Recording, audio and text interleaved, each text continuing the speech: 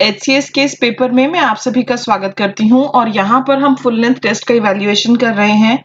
ये जो पेपर है ये हिंदी का पेपर है, पेपर कोड है 3807। ये पेपर मैं आपके लिए चेक करूंगी और सेक्शनल टेस्ट देने के बाद, काफी सारे फुल लेंथ टेस्ट देने के बाद काफी सारे स्टूडेंट्स हैं जिनको हमने जो भी सजेशंस दिए उन्होंने उनको काफी अच्छे से फॉलो किया, तो उनके मार्क्स में काफी अच्छा उछाल आया है। मैं आप सभी को बताना चाहूंगी कि 31 मई से 31 मई से हमारा नया ऑनलाइन बैच स्टार्ट हो रहा है और ये जो बैच है ये HCS मेंस के लिए ऑनलाइन कोर्स होगा। आप में से जितने भी लोग इसे ज्वाइन करना चाहते हैं वो हमारी वेबसाइट पर जाएं baljeetdhaka.com, वहां से आप ज्वाइन कर सकते हैं। कुछ पूछना चाहते हो, कोई क्वेरी है तो ये जो फोन नंबर है 9817390373, इस पर आप कॉल करके जानकारी ले सकते हो। अब ये जो मेंस का कोर्स है इसमें आपके लिए क्या अवेलेबल होगा, इसमें जो HCS मेंस में कंपलसरी इंग्लिश आती है वो अवेलेबल है, जो हिंदी आती है वो अवेलेबल है, जनरल स्टडीज अवेलेबल है और ऑप्शनल्स में हिस्ट्री का ऑप्शनल, पब्लिक एडमिनिस्ट्रेशन का ऑप्शनल, सोशियोलॉजी का ऑप्शनल और ज्योग्राफी का ऑप्शनल जो है वो आपके लिए अवेलेबल होगा। ठीक है, तो ये 4 ऑप्शनल और हिंदी, इंग्लिश और जनरल स्टडीज ये आपके लिए अवेलेबल है। मैं आपको बता दूं कि आपके लिए day wise schedule, videos, PDF, unit test, full length test ये सभी अवेलेबल होंगे। जो मेन फीचर है इस कोर्स का वो है कि आपके पेपर्स जो हैं वो इवैल्यूएट किए जाएंगे। आपके पेपर्स जो हैं वो चेक करके आपके पास भेजे जाएंगे मैन्युअली। ओके, पेपर इवैल्यूएशन होगा, पूरा फीडबैक दिया जाएगा कि देखो ये एरिया आपका कमजोर है, इंप्रेसिव बनाने के लिए, बेटर लिखने के लिए आपको क्या करने की आवश्यकता है, वो सारी चीजें इसमें अवेलेबल होंगी। ठीक है, तो ये बहुत ही इंपॉर्टेंट कोर्स है उन लोगों के लिए जो कि अपनी राइटिंग स्किल सुधारना चाहते हैं और जिनको लगता है कि हाँ मेरी तैयारी ऐसी है कि इस बार मुझे जरूर मेंस तक मैं पहुंचूंगा। आप बिल्कुल समय ना गवाएं और ये जो कोर्स है इसे आप ज्वाइन करें। 31 मई से नया ऑनलाइन बैच, ये वेबसाइट है और ये हमारा फोन नंबर। चलिए अब हम आगे चल। अब यहाँ पर देखिए आप क्वेश्चन क्या है, निम्नलिखित शब्दों के विलोम लिखिए। आपको दिया गया है उत्तम, अनाथ, आरोह, उत्तीर्ण, गत, विकीर्ण, सर्वांगीण, चाहा, चिंतित और क्षेत्रीय, ये आपको दिया गया है यहाँ पर। अब उत्तम जो होता है हाई क्वालिटी यानी कि निम्न, ये इसका बिल्कुल ठीक है। अनाथ, सनाथ, अनाथ जो होता है जिसके माता पिता ना हो, सनाथ। ओके, नाथ के साथ भगवान को भी कह देते हैं। आरोह, अवरोह, ठीक है। उत्तीर्ण पास होना, अनुत्तीर्ण, गत, विगत, विकर्ण, ये जो दिया हुआ है इन्होंने गलत दिया हुआ है। आप लोग जो है मुझे बताएं कमेंट सेक्शन में लिखकर कि इसका विलोम क्या होता है। सर्वांगीण, सर्वांगीण होता है मतलब सबको इंक्लूड करते हुए, चौतरफा जिसको हम कहते हैं। इसका इन्होंने संकीर्ण लिखा है, ये गलत है। ओके, एकांकी इसका होता है। चाह, नफरत, घृणा, दोनों करेक्ट है। चिंतित, निश्चिंत और ये हमारा लास्ट वर्ड है। ठीक है, तो एक ये क्वेश्चन है। चलो एक और स्टूडेंट का मैं दिखा देती हूँ आपको विलोम शब्द। उत्तम, उत्तम का है यहाँ पर देखिए अधम, उसके बाद अनाथ, सनाथ, आरोह, अवरोह, उत्तीर्ण, अनुत्तीर्ण, गत ये है यहाँ पर आगत, फिर यहाँ पर विकर्ण इन्होंने गलत दिया हुआ है। सर्वांगीण इन्होंने देखो एकांगी, फिर चाह, घृणा, चिंतित, अचिंतित और इसका इनको पता नहीं था। इस स्टूडेंट को जो है 5 में से 4 नंबर मिले हैं, इसको मिले हैं 5 में से 3। आगे देखिए, अब यहाँ पर है निम्नलिखित शब्दों को शुद्ध कीजिए। आपको एक इनकरेक्ट स्पेलिंग दे दी जाती है और फिर आपसे कहा जाता है कि चलिए बताइए राइट स्पेलिंग क्या होगी। ओके, यही आपसे पूछा जाता है। अब देखो स्टूडेंट्स ने क्या किया, जैसे हमने आपको दिया है ऊपरी लिखित। ओके, आप क्या कर रहे हैं, आप जो है इसको ब्रेक कर कर इस तरह से कर रहे हैं ऊपर लिखित। ठीक है, इस तरह की गड़बड़े आप कर रहे हैं जी नहीं। अगर हमने आपको दिया है एकत्रित तो आपको एकत्रित ही लिखना है, आपको इकट्ठा जो है ये शब्द नहीं बनाना है। अब इनका देखो ऊपरी लिखित आपको दिया गया था, इन्होंने लिखा गलत है। एकत्रित इनका ये भी गलत है। गृहस्थ्य, बहुत सारे स्टूडेंट ने गृहस्थ लिख के खत्म किया, इनका ये भी गलत है। फिर घनिष्ठ, ओके, इनकी तीनों की मुझे राइट स्पेलिंग्स बताई जाएं। घनिष्ठ, यस घनिष्ठ बिल्कुल सही है। घ घर आएगा, न पे बड़ी ई की मात्रा, श षटकोण और फिर ठ ठठेरा। फिर चिन्ह, ओके देखो चिन्ह बिल्कुल सही है इनका, ये नीचे इस तरह से हलंत। फिर छटांक, ओके छटांक में ये जो है छटाक, ये करेक्ट है। ज्येष्ठ, ओके ज्येष्ठ जो है इन्होंने अटेम्प्ट, ये रहा इनका ज्येष्ठ। ओके, धैर्यता, धैर्य ही इन्होंने क्या दे दिया इनको एग्जामिनर ने। ये है यहाँ पर धनमान, धनवान और फिर क्षमा, बहुत लोग बोलते हैं क्षमा, और यहाँ पर आपको लिखना था क्षमा। एक और दिखा देती हूँ आपको स्पेलिंग से ही रिलेटेड। यहाँ पर देखो ऊपरी लिखित, ये ऊपरी लिखित का तो बहुत लोगों ने गलत लिखा है। एकत्रित भी जो है इनका गलत है, गृहस्थ्य भी गलत है, घनिष्ठ भी गलत है, चिन्ह ओके फिर भी एग्जामिनर ने इसको यहाँ दे दिया। छटाक ये इनका गलत है, धैर्यता इन्होंने किया ही नहीं, ज्येष्ठ, धनमान और क्षमा, इनको केवल 5 में से 2 नंबर यहाँ पर मिले हैं। इस स्टूडेंट के सिर्फ 5 में से 2 नंबर आए हैं। आगे चलते हैं। अब ये देखो निम्नलिखित शब्दों को शुद्ध कीजिए। यहाँ पर सबकी करेक्ट स्पेलिंग लिखी है। ऊपरी लिखित अधिकतर स्टूडेंट्स ने गलत लिखा है इसकी स्पेलिंग। ओके ये राइट स्पेलिंग है। फिर एकत्रित, एकत्र, गृहस्थ्य, गृहस्थ, फिर घनिष्ठ। ओके आप लोग ये जो ट है श ट कर देते, जबकि ठ है। घनिष्ठ संबंध होना मतलब बहुत ही क्लोज। फिर चिन्ह, फिर छटाक, छटाक के लिए जो है ये धैर्यता, धैर्य, धीरता दोनों एक्सेप्ट किए गए हैं। ज्येष्ठ, धनवान और क्षमा, ये हमारी राइट स्पेलिंग्स थी। आगे चलो अगला क्वेश्चन देखो।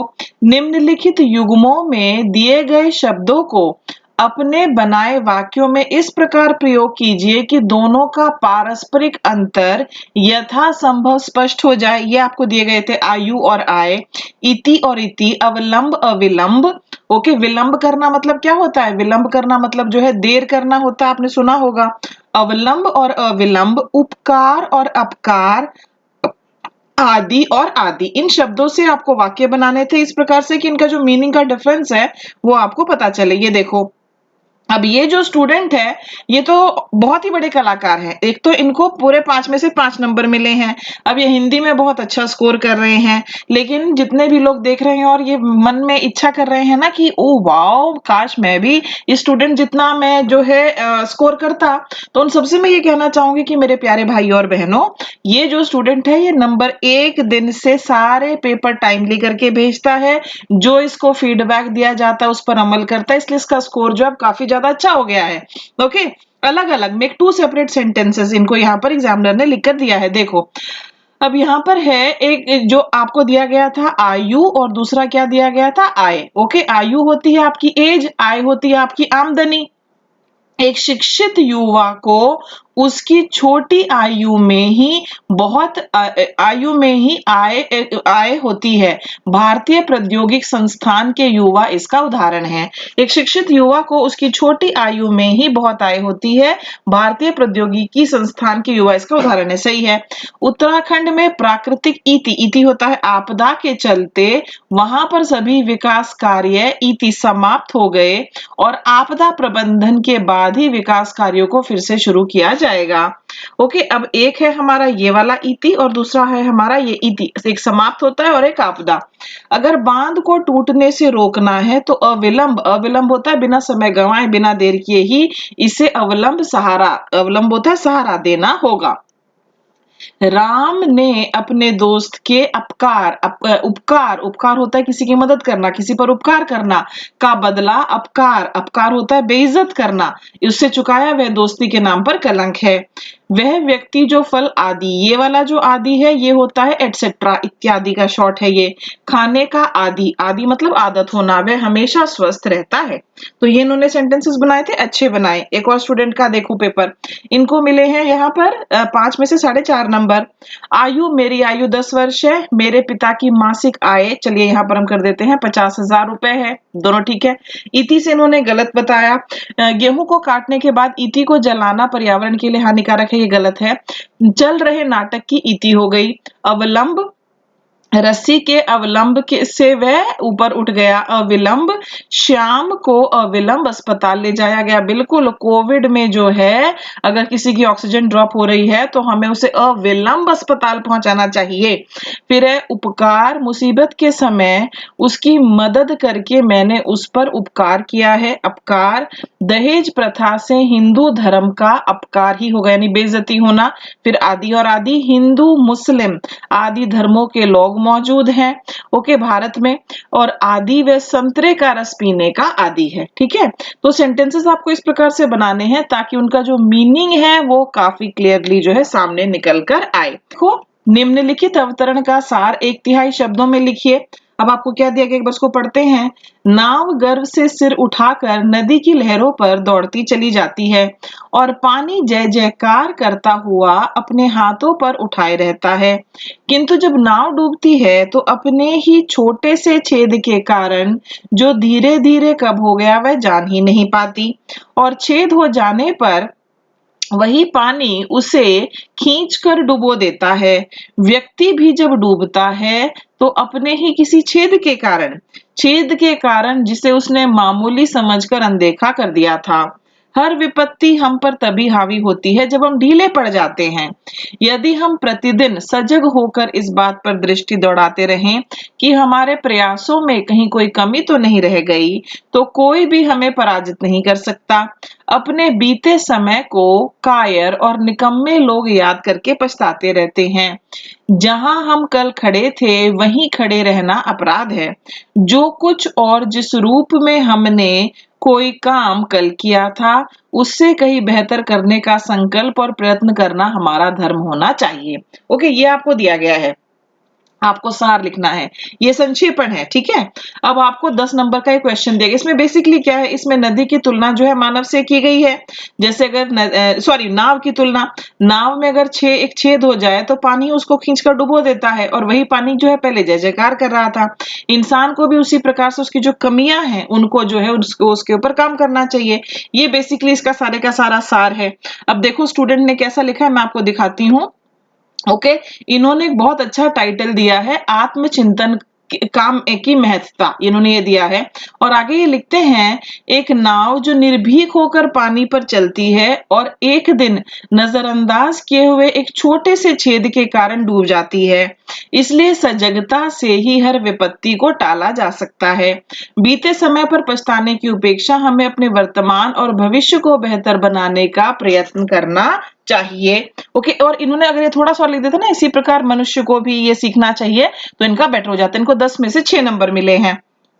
अगले स्टूडेंट का देखो, टाइटल लिखने की तो आवश्यकता ही नहीं है। कितनी बार आपको मैं बताऊं, प्रेसी राइटिंग संक्षेपण में टाइटल देना जरूरी है। अब देखो इन्होंने क्या कहा है, पैसेज को समझना बहुत जरूरी है। आप में से बहुत लोग सोचेंगे कि नहीं नहीं, मैं तो एग्जामिनर का बेवकूफ बना सकता हूँ, पैसेज को बिना समझे ही मैं उसकी जो है वहां पर प्रेसी राइटिंग कर सकता हूँ। ऐसा नहीं होता माय डियर, ऐसा बिल्कुल भी नहीं होता है, ठीक है। देखो, नदी में नाव बहुत आराम से पानी की धारा के साथ चलती रही है, ये रही है इनकरेक्ट है, परंतु ध्यान न देने के कारण उसी के छेद उसे डुबो देते हैं। मानव भी नाव की तरह है जो अपनी गलतियों के कारण दुखी रहता है, परंतु दृढ़ निष्ठा के साथ अगर हम रोज उन कमजोर कारणों का पता लगाएं तो सफलता अवश्य मिलेगी। अगर हम गुजरे हुए समय में ही ध्यान देंगे तो हमारा आज भी नष्ट हो जाएगा। ये कहाँ दिया हुआ है, आप अपनी तरफ से कोई ज्ञान की बातें नहीं बताएंगे। अतः आज पर जोर डालकर भविष्य और अपने लक्ष्य पर पहुंचना ही हमारा एकमात्र संकल्प होना चाहिए, ये इन्होंने दिया है। क्या इसको पढ़कर आपको लग रहा है कि इनको पैसेज ठीक से समझ में आया? बिल्कुल नहीं। इनको 10 में से केवल 5.5 नंबर ही मिले और एग्जामिनर ने यहाँ पर कमेंट दिया है, नीड प्रैक्टिस, आपको अभ्यास करने की बेहद आवश्यकता है, बहुत ही जरूरी है, ठीक है।